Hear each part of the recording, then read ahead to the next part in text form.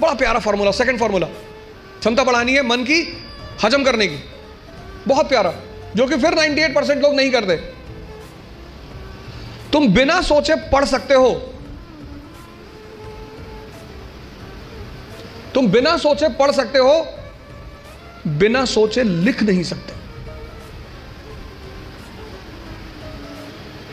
एक फॉर्मूला है 20 pages per day, आप लिखिए। आप किसी भी कोचिंग जाते हैं, कहीं भी जाते हैं, कोई टॉपिक खत्म होता है, उस टॉपिक को आप कम से कम 5 बार लिखिए।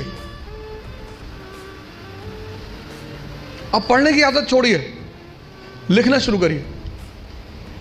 जितना आप लिखेंगे उतना सोचने की क्षमता या हजम करने की क्षमता डेवलप होगी। यह दूसरा फॉर्मूला है।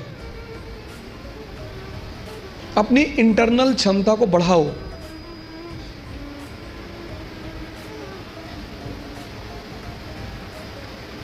नहीं बात क्लियर हुई? हाँ, कितने लोगों को इस बात का वो रहता, मुझसे बहुत सारे लोग मिलते हैं, सर हमें कुछ याद नहीं रहता। आपने हजम ही नहीं किया।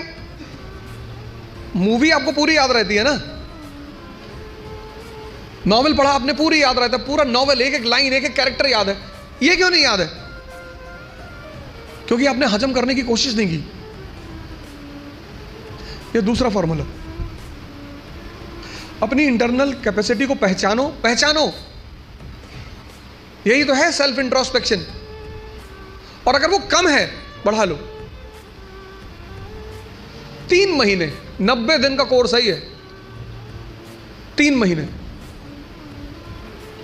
3 महीने अगर 20 पेजेस लिख ले गए तो तुम बिलीव नहीं करोगे कि तुम्हारे सोचने की क्षमता कितनी डेवलप हो जाएगी, हजम करने की क्षमता कितनी डेवलप हो जाएगी।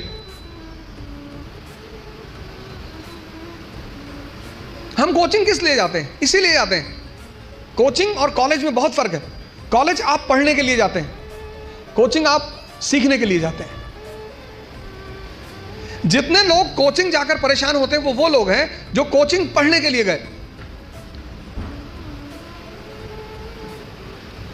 अगर कोचिंग भी पढ़ा रही है और कॉलेज भी पढ़ा रही है तो फिर दोनों में फर्क कहां है?